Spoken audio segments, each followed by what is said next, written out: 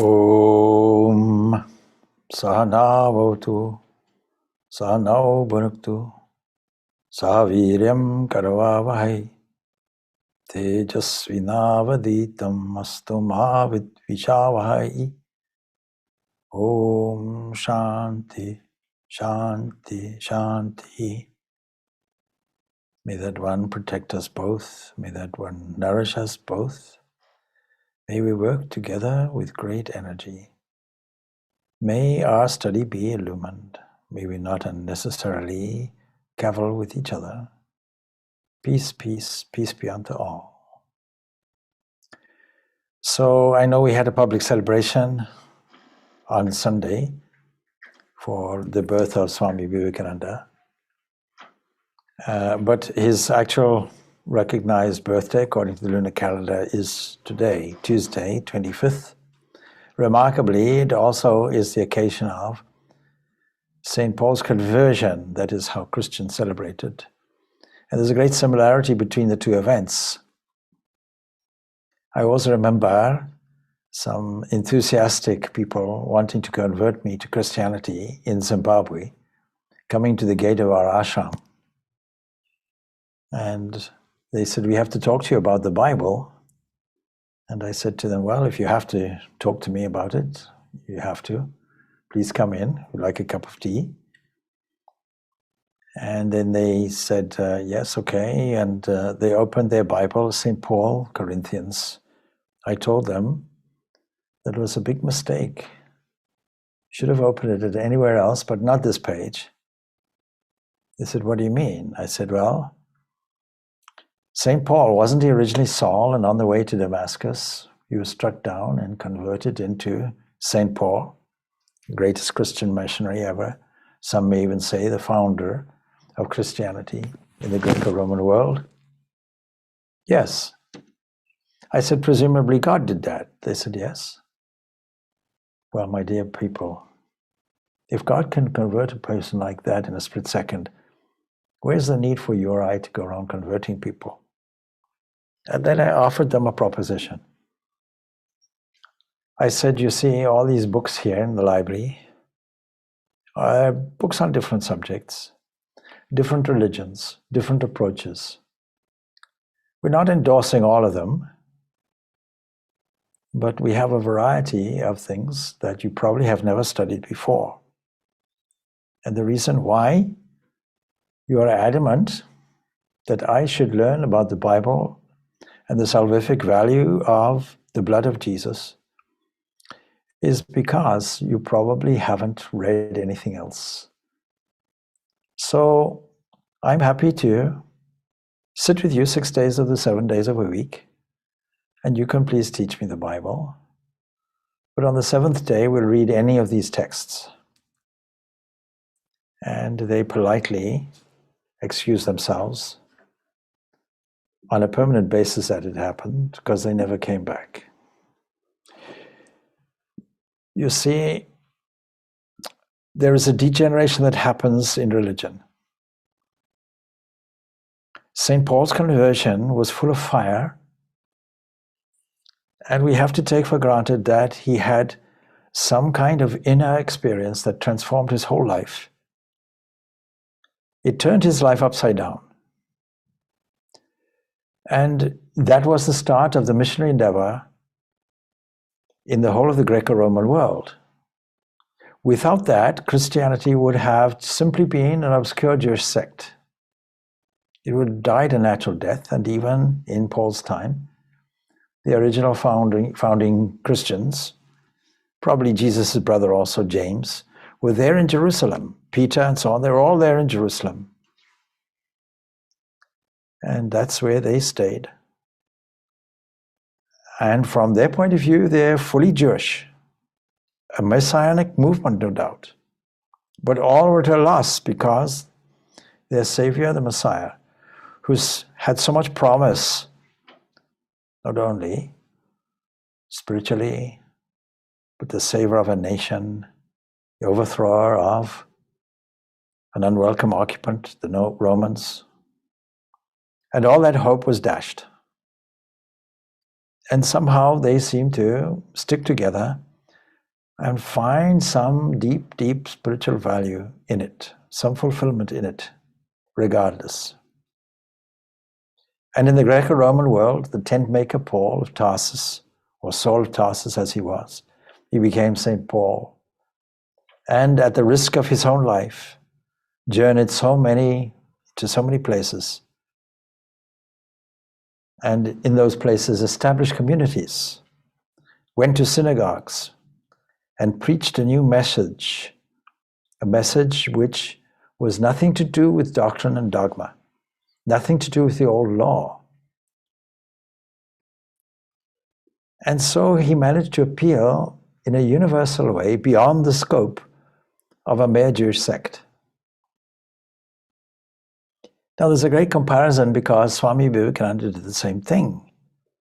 He also had a conversion. When he came across Ramakrishna, he registers. He looked like any ordinary man.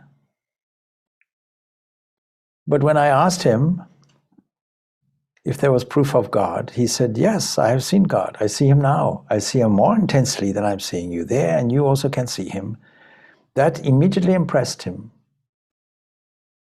And Ramakrishna gradually had a transforming effect on him that changed his life completely from a learned person, a person who was a skeptic, to a great, great world mover.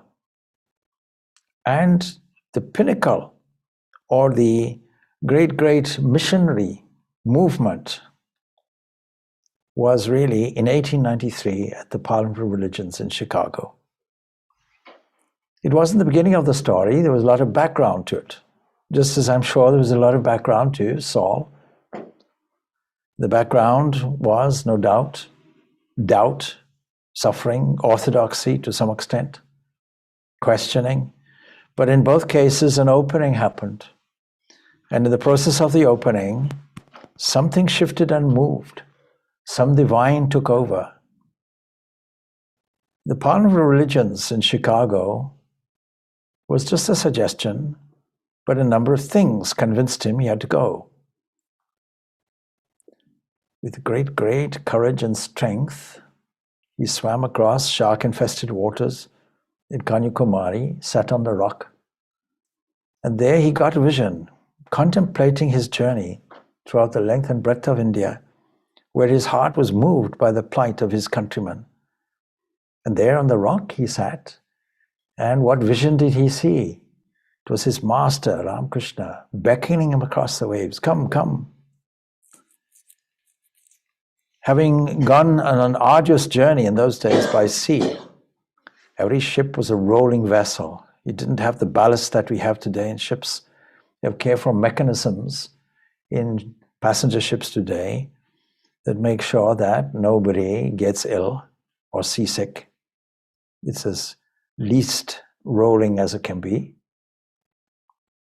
And adventuring to China, or at least to Japan, to various places on the way, and ultimately to Canada, and ultimately he ended up in Chicago.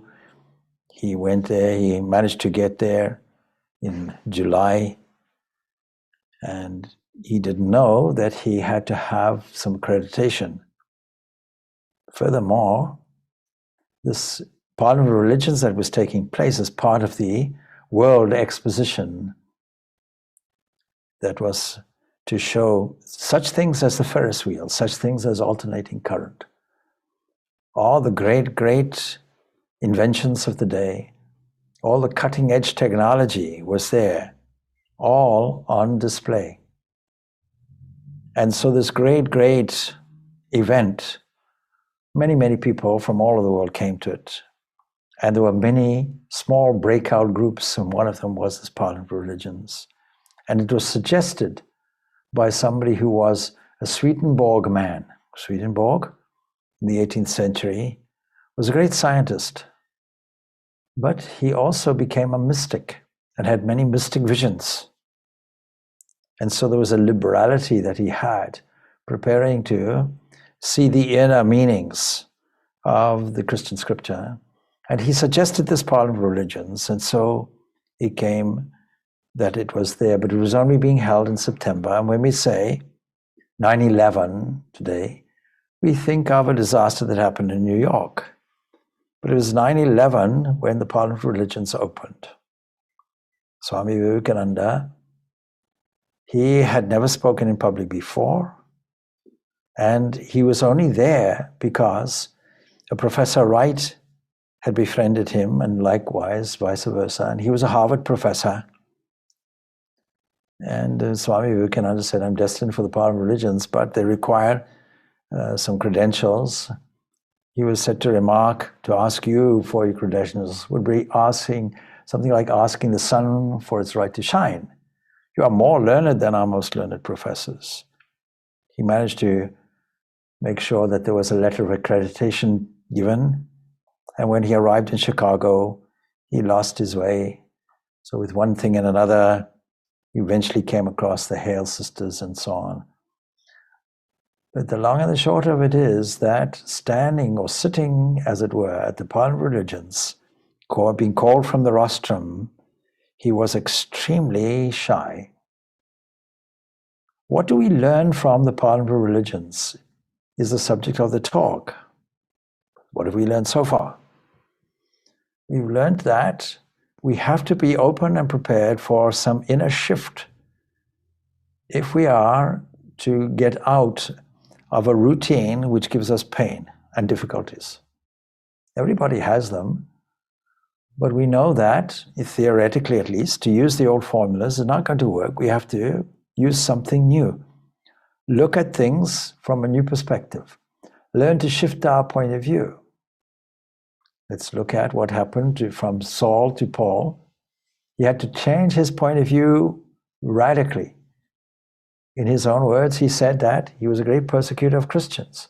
He stood and held the coats of those who stoned the first Christian martyr, Stephen. We celebrated his commemoration on what is called in other places Boxing Day, what is called in Ireland Stephen's Day. And for a man like that to be suddenly transformed,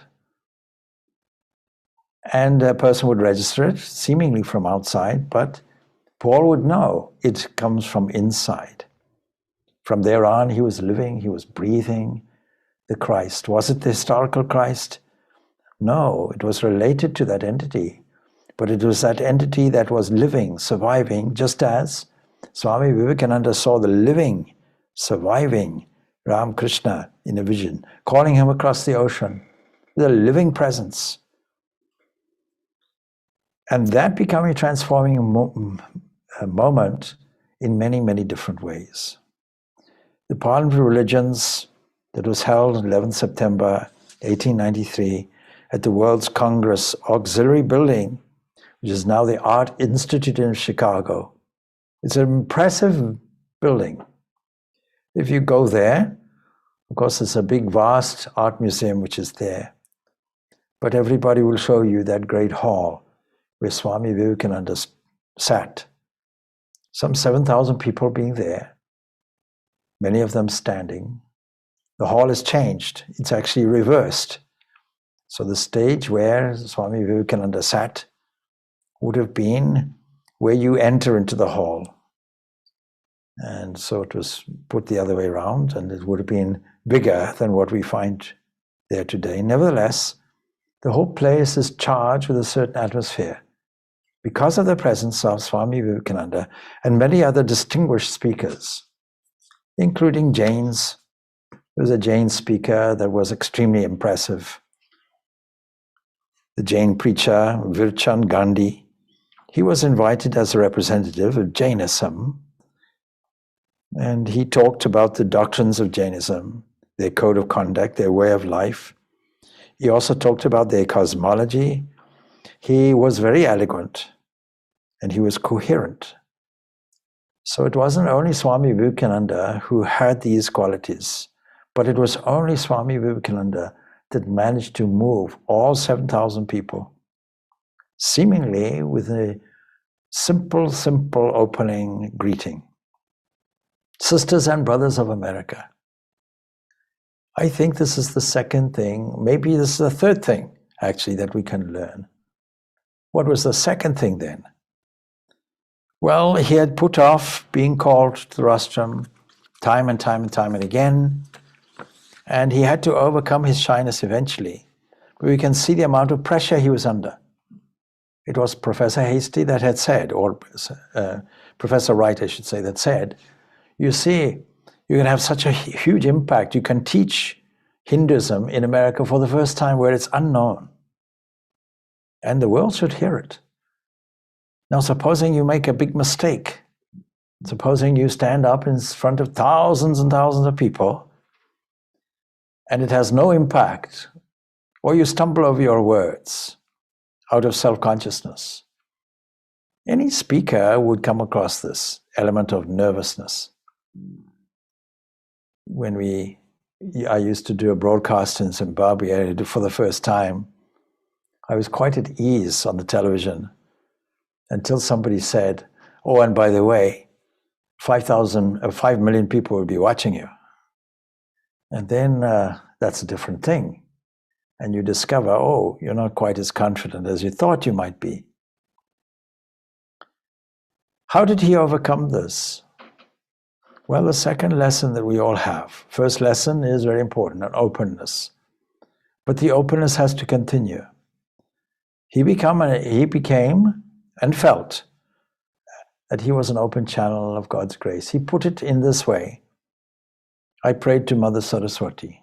That is, that first impulse, that first author of all knowledge, that first vibrationary movement that comes out of the nous or the logos or the word or the cosmic mind, that vak that comes from Brahma, that word that becomes flesh and dwells amongst us and becomes the entire universe. With that faith and confidence, he stood like a lion. And his opening words, simple as they were more than mere words, because they had a tangible, visible effect on everybody present. And so it was there that he introduced Hinduism to America. And the first thing he does, he calls for religious tolerance and an end to fanaticism.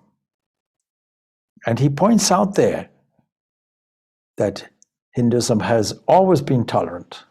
It has always found a home. This is a call that was necessary then and is necessary now, because the original missionaries that I told you about had one thing in mind. We are right, you have to be wrong, and we assume that you have not been saved in any way, and we assume that you require correction, and we assume that we alone have to do it, and God is impotent and cannot do it for himself. Now you may see these are funny conclusions, but when you think about it, that's really what it amounts to. It's a kind of arrogance. It's an extension of egoism. And so in Swami Vivekananda's Raja Yoga, this beautiful, enduring statement he makes, defining religion, each soul is potentially divine. The goal is to manifest this from within, controlling nature, internal and external. But he goes on to say, all these doctrines, dogmas, books, temples, churches, all these laws, in other words, about secondary details. What did Jesus do? He said, on the one hand, I have not come to destroy, I've come to fulfill. But on the other hand, what is he doing? He's saying, along with St. Paul, that the spirit is more important than the legal position.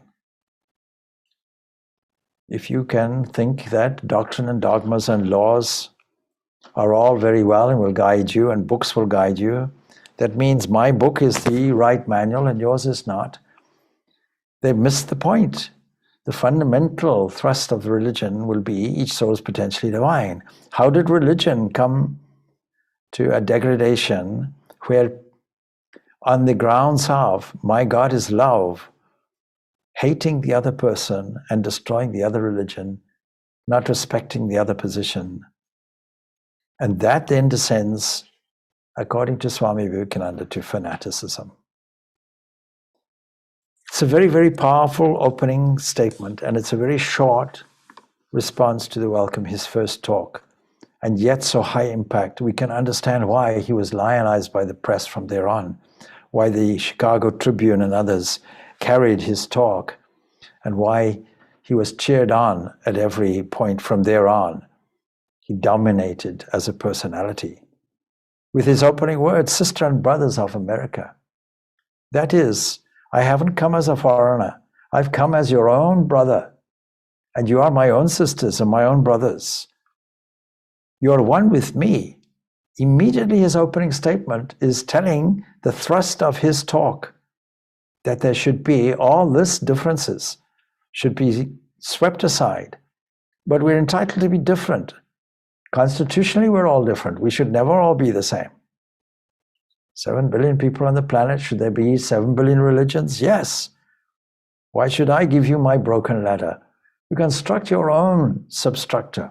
You construct your own way, your own path, your own individual style that suits your own personality, your own design nature.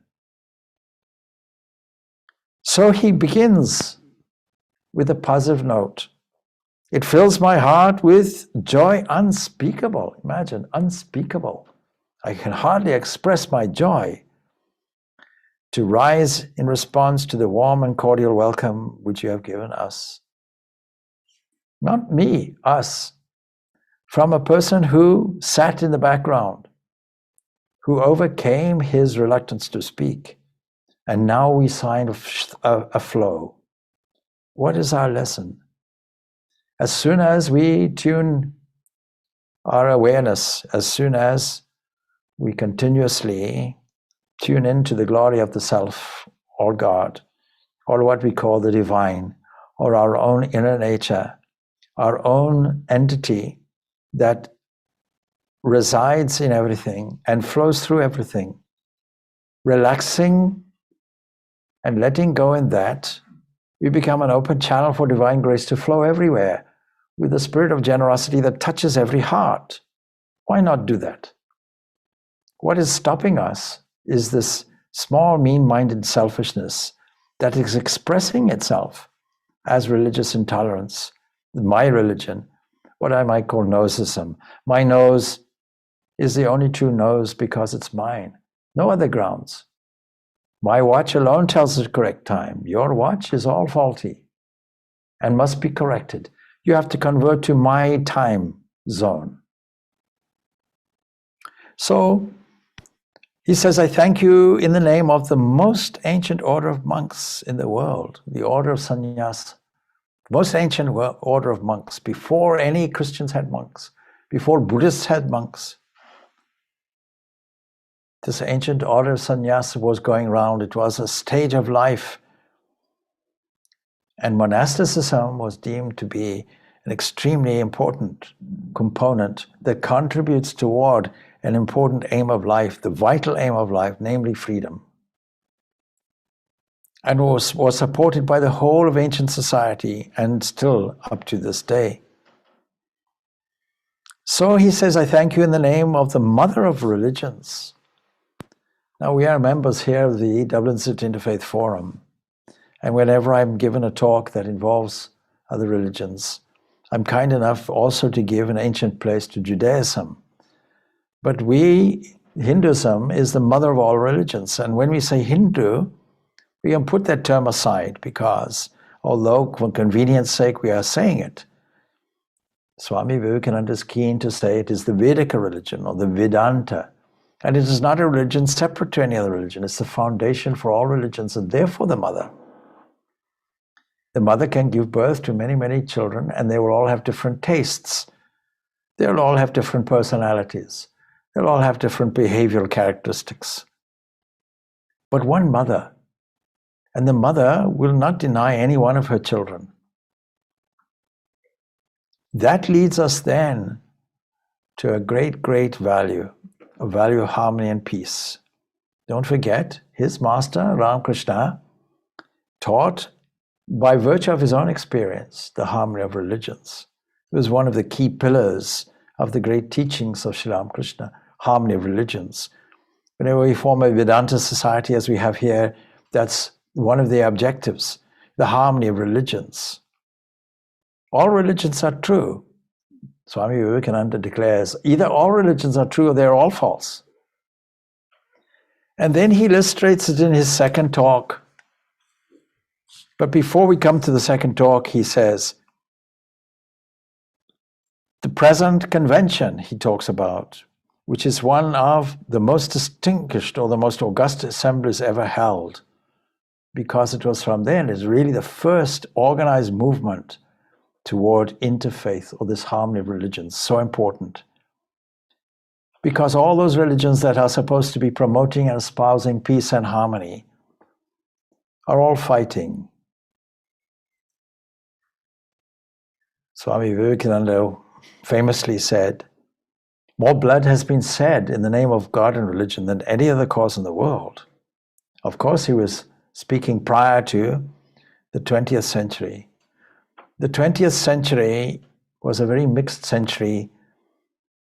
On the one side, remarkable advances in science and technology, remarkable strides in human knowledge, in understanding the environment of the cosmos, in understanding the environment of the smallest subatomic particles, revising all our knowledge, creating the concept of electromagnetism. So many strides, creating such huge, vast telescopes that we can peer into the very, very borders, as it were, of the observable universe. And at the other end, seeing the tiniest microcosmic hints of what is there underneath us. And then Swami Vivekananda comes along and tells us about a wonderful substratum that unifies everything. This divine, this infinite invisible, your own inner nature. Seek that. That was his only goal. That's our only goal. And that is for everybody to discover their own innermost essence, their inner divinity. And when they do that, they discover it everywhere. So it automatically creates a unity. And where we have a unity, we don't just have tolerance, we have acceptance. So it was a remarkable assembly. And so we come to another lesson. And that is not just tolerance, but acceptance of all others. Acceptance of every position, particularly if they are different. Not thinking that we can extend our egoistic point of view on the basis of personality differences, cultural differences, differences in language. We should try and understand everyone and respect that. This has now become part of key values in today's society.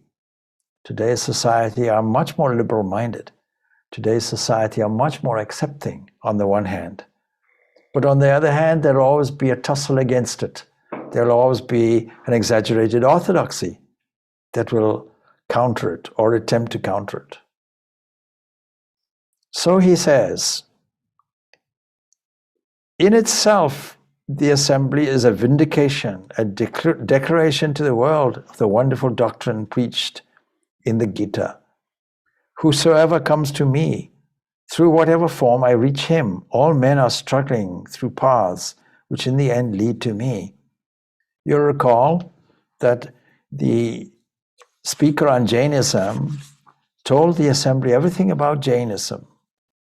Here is Swami Vivekananda breaking common ground, saying we're all struggling toward the same destiny. We're all inherently united anyway. We have a united goal. And the differences are necessary.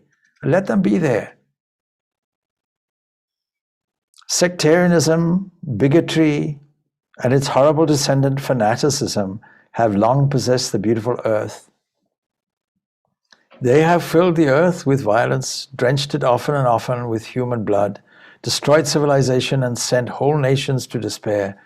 And had it not been for these horrible demons, these fanatical components of religion, human society would be far more advanced, than it is now. Now he declares a prophetic vision. But their time has come, and I fervently hope that the bell that tolled this morning in honor of this convention may be the death knell of all fanaticism, of all persecutions with the sword or with the pen, and of all uncharitable feelings between persons wending their way to the same goal. And his words still ring true today, and regrettably, there is still a number of components of this. The sword is still being used in the name of God and religion, and the pen is still being used, and words are still being used. I remember I was at one particular ecumenical meeting organized by a certain department at Trinity College here. And I said, I believe personally, I have to say personally, not to reduce the controversy of it, I have to say personally that proselytization should be banned. It should all go. And there was a shockwave throughout the audience. Why was there a shockwave? Because the very, very heart of many religions is just the secondary details. We want to convert you to our way of thinking. Although we want to talk to you, still we register our difference, our egoistic position, you might put it that way. And I always say at these meetings that it's like taking tea. You see, you can agree, let me never take tea with my enemy. This is called exclusivism. And then another position will be, let me take tea with my enemy. But you see, you still have an enemy, and this is called tolerance. You sit in a corner somewhere, but I still assert my superior position. What is necessary is the third point of view. Now, I'll take tea with anybody. I don't have any enemies. And this is called pluralism. This is what is being advocated. And so on that, the question arises, why do we disagree?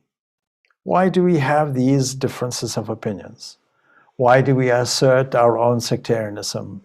Can it be that we feel our culture is superior? Because of all the components of culture, religion is certainly the strongest. A person goes to a foreign country, immediately the one thing that unites immigrants will be their religion. So he tells why. He gives a reply, he gives an answer by way of a story that he learned it from his master. I think you're all familiar with the story, but I'll read it in his own words as he himself said it. So he begins, a frog lived in a well. It had lived there for a long time, and it had been brought up there and so on. It was a little small frog, and of course, the evolutionists were not there to tell us whether the frog lost its eyes or not. So not only is he telling the story, but he's adding a little of the contemporary science which was there in a kind of fun way. So he's acknowledging the hot topic of his day, the biological evolution of Darwin, with his origin of the species, descent through modification. And we are supposed to believe that the eye gradually develops, and maybe the frog has no use for the eye, so it diminishes and leaves him sightless. He's saying there were no evolutionists to declare whether the frog was blind or not. And every day, cleanse the water of all the worms and bacilli that lived in it with an energy that would do credit to our modern bacteriologists. The wonderful insertion appealing to the science of his day. In this way, it went on and on, because a little sleek and fat, and well, one day another frog that lived at the sea came and fell into the well. And then, of course, conversation ensues. Where are you from? I'm from the sea. The sea? How big is that? This is as big as my well. And he took a leap from one side of the well to the other. My friend, said the frog of the sea, how do you compare the sea with your little well? Then the frog took another leap and asked, well, is your sea so big? What nonsense you speak to compare the sea with your well. Well then, said the frog of the well, nothing can be bigger than my well. There can be nothing bigger than this. This fellow is a liar. So turn him out. And that has been the difficulty all the while, continues Swami Vivekananda. I am a Hindu. I am sitting in my own little well and thinking that the whole world is my little well. You can see his condemnation starts with his own religion. The Christian sits in his little well and thinks the whole world is his well. The Mohammedan sits in his little well and thinks that he is the whole world. I have to thank you of America for the great attempt you are making to break down the barriers of this little world of ours, and hope that in the future the Lord will help you to accomplish your purpose.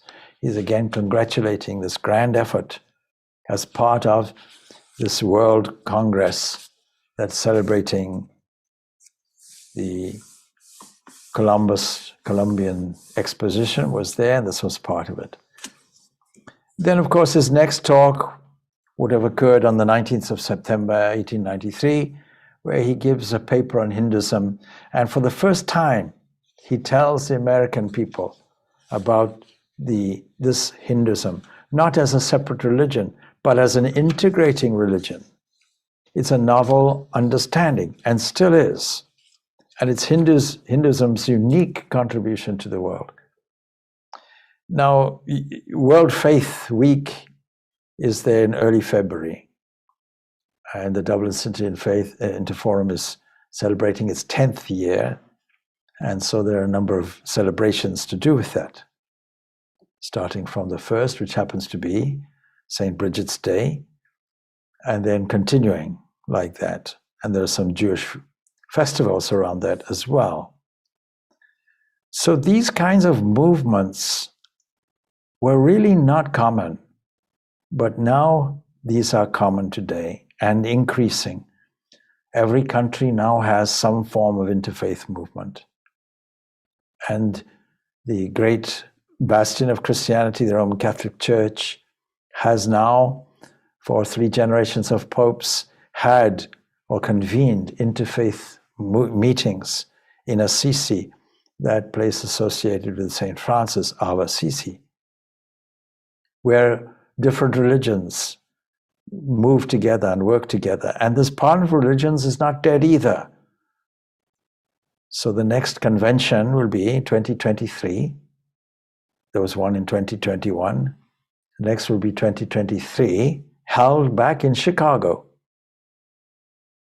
And because we have a presence in Chicago, there's no doubt that we will be participating. And still, of course, the giant, after all these years, would be the Swami Vivekananda, who brought everything together. The whole intention was to bring things together. He brought things together in a very different way, saying, yes, let's not highlight the differences. Why don't we highlight the similarities? And there we'd find an underlying current of sameness. Just as any generalization will be unifying, such as humanity, that generalization combats individuality.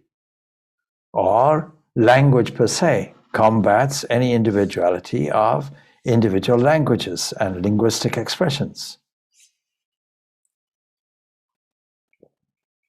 So going back and seeing how all of this developed when Swami Vivekananda, realizing that things had to be postponed, originally meeting John Henry Wright, the professor, moving to Boston as he had to because it was cheaper there.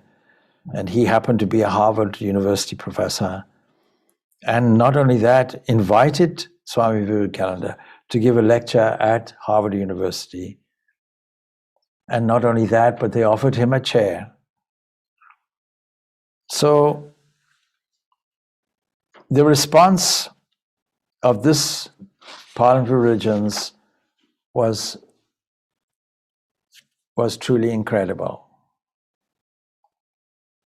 At this Parliament, there was an incident.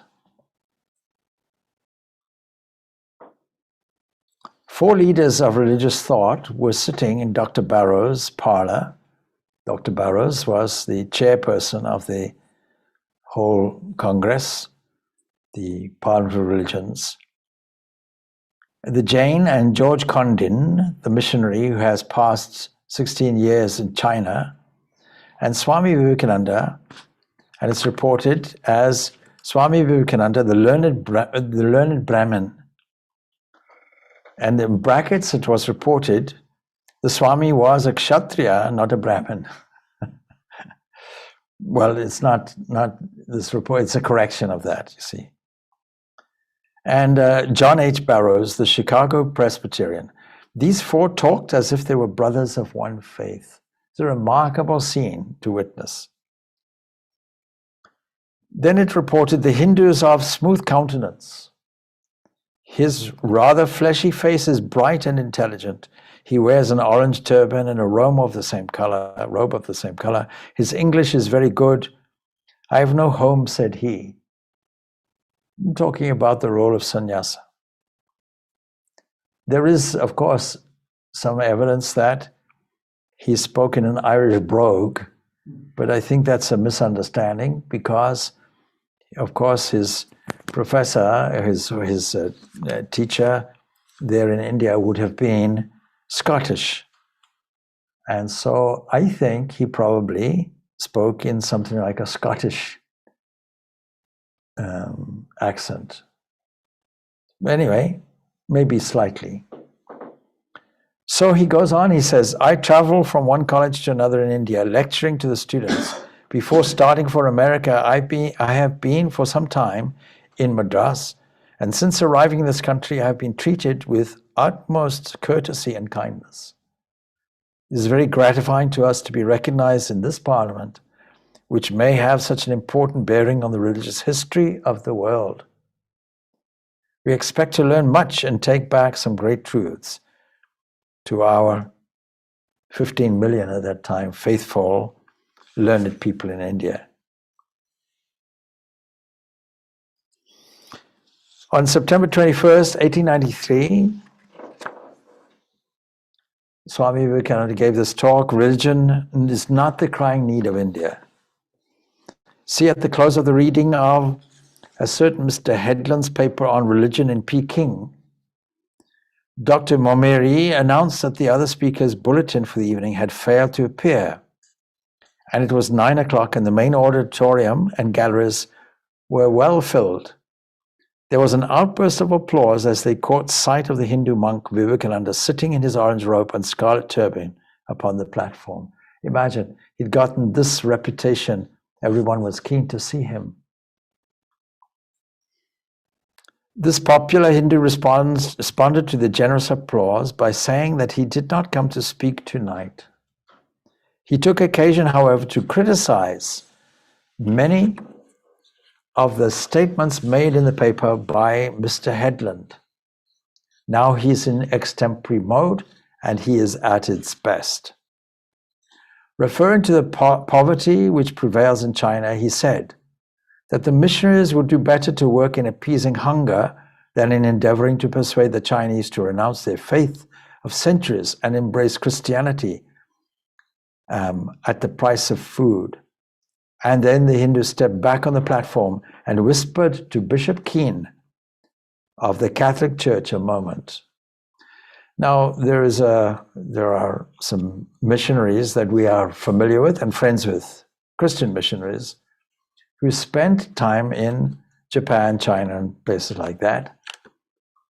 One told me, he said, I was in Japan for 40 years, or certainly the Far East for 40 years, and when we went there, we thought we'll introduce Christianity and convert them. Then, he said, I realized they have as much to teach me as I have to teach them, in fact, more so. And then my missionary thrust was transformed, and I became somebody who was now involved in talking to people, in helping people, in understanding people. It's a very different mission. And the mission was, well, this is why we're sending you in. You're sending them in for proselytization. Convert the heathen. But you see how things change. I wrote an article some time ago laying out how I thought interfaith movement was going. I pointed out that at the Vatican Council II of the Catholic Church, there was a significant Nostra Aetate document that, after many, many years, having declared that there is only one true faith and that all others were wrong, and now it comes out, no, there is truth in all religions. What a remarkable statement. Did it go far enough? No, because they still reserve the fullness of truth for themselves. But at least it was a giant leap forward. And so what is the status? A giant leap forward, where we're all talking to each other, where we're all friends, we're not enemies. Unfortunately, keeping a little reserve back. Not all the way there. What we call inclusivism. Inclusivism, I will take tea with my enemy, but you see, it's still my enemy. Although it's not as strong as that, nor is it as strongly worded as that, but still there's that reservation. You're a nice fellow. I like you. You're a good person. We have many things in common. I like to learn about your religion, and I see there are many similarities, but we're still better.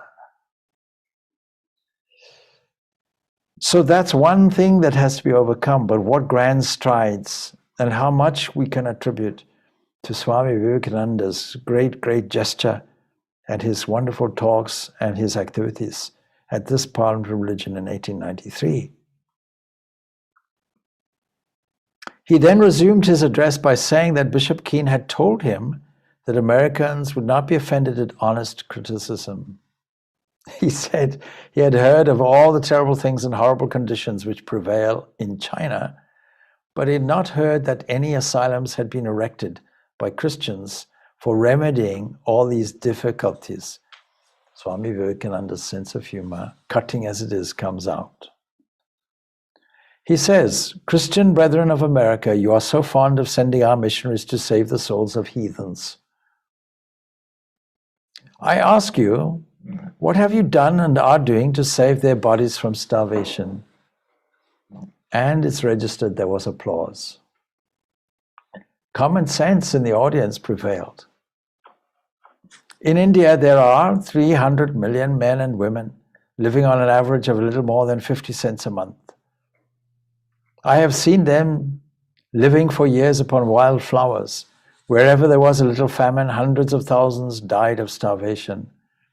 Christian missionaries come and offer life, but only on condition that the Hindus become Christians, abandoning the faith of their fathers and forefathers. Is it right? There are hundreds of asylums, but if the Muslims or the Hindus go there, they would be kicked out. There are thousands of asylums erected by Hindus where anybody would be received. There are hundreds of churches that have been erected with the assistance of the Hindus, but no Hindu temples for which a Christian has given a penny. You can put it in a different way. In our own shrine here, we have our own teachers, no doubt, and all these teachers that created such a profound renaissance, not only in Hinduism, but in religion per se, or how religion is perceived, on the basis that all religions are true, as a staple pillar of Hinduism itself. But we also, on those grounds, have an image of Buddha. We also have an image of Christ. Now, we can't think that in any church there would be an image of Ganesha or an image of Shiva. It would be absolutely unthinkable. So what the East needs, Brethren of America, he gives another talk. The crying of the East is not religion. We have more than religion enough. What they want is bread. But they are given a stone. More applause ensues. It is an insult to a suffering man dying of hunger to preach to him metaphysics. Therefore, if you wish to illustrate the meaning of brotherhood, treat the Hindu more kindly, even though he be a Hindu and is faithful to his religion. Send missionaries to them to teach them how better to earn a better piece of bread, and not to teach them metaphysical nonsense. And there it's recorded, great applause. And then the monk said, he was in ill health today and wished to be excused. But there were thunders of applause and cries, go on, go on. And it's recorded, according to this newspaper, Mr. Vivekananda continued. The paper just read says something about the miserable and ignorant priest. The same may be said of India. I am one of those monks who have been described as beggarly. That is the pride of my life. More applause. I am proud in that sense to be Christ-like. I eat what I have today and think not of tomorrow. Behold the lilies of the field, they toil not, neither do they spin. What a wonderful way of putting it, highlighting that the very source of Christianity, Christ himself, makes the statement that any sannyasin or renunciant would be proud to make. Not to plan for the day, because the key to renunciation is there, a faith about all the resources around you. Another lesson. Now, this is not a lesson necessarily from the Parliament religion per se, but it happened there. This reliance that everybody can have, not just monks.